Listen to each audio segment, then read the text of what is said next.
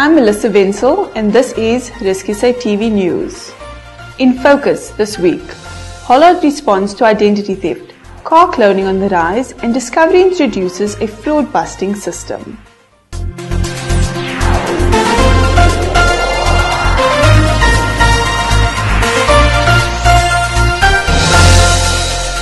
According to Hollard, every 2 seconds, someone in the world falls victim to identity theft. The #1 global fraud complaint is now an increasing threat to banks, insurers, manufacturers, and even government agencies. Francis Bailey has more. Fraudsters in today's economic environment are becoming increasingly more brazen and sophisticated and will stop at nothing to make a quick buck. Globally and locally, businesses of all sizes are becoming targets of identity theft as they are seen as more lucrative than individuals. Warwick Goldie has more. Many of our clients also want to know, well, how are companies' identities stolen? And there are many ways that can occur. The most simple way is basically off the client's own website. A simple click and paste of logos, registration numbers, physical and postal addresses, credit card statements, letterheads, business cards, even statutory returns to revenue officers can be stolen and identities impersonated from that. And any information in the public domain can be used to steal identity.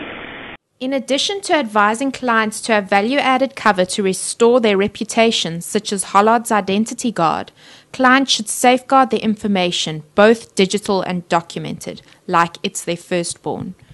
Otherwise, significant financial loss could occur. Francis Bailey, RISKSA TV News, Cape Town. The South African Insurance Crime Bureau says 1/3 of stolen cars at an estimated 3.1 billion rand are cloned every year. These cars frequent our roads on a daily basis completely undetected.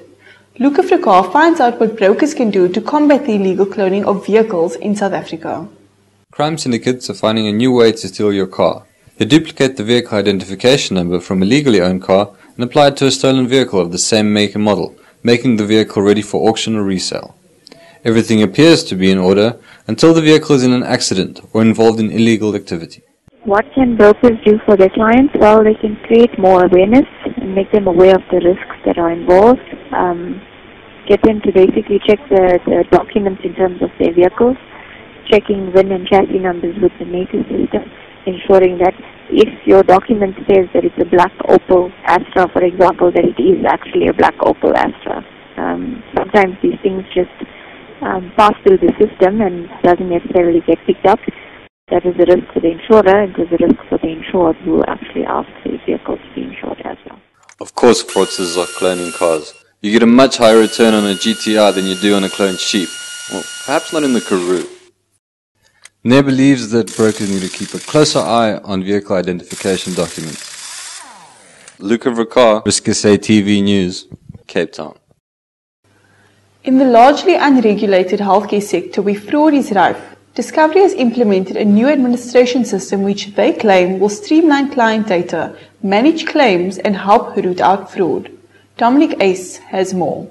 Discovery Health has gone to great lengths to grow and advance the company's fraud management system, adding a number of tools to the company's arsenal.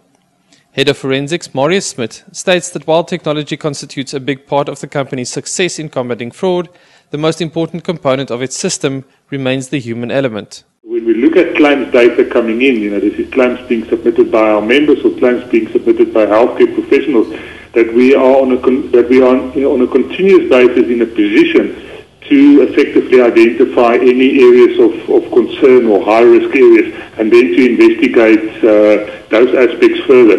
So what we've done alongside the technology aspect in terms of analyzing the data, we've also made sure that we have enough human capacity to actually investigate the red flag that's being identified through our technology. I think that's where a lot of companies sometimes fail, but then they don't have capacity to effectively investigate it.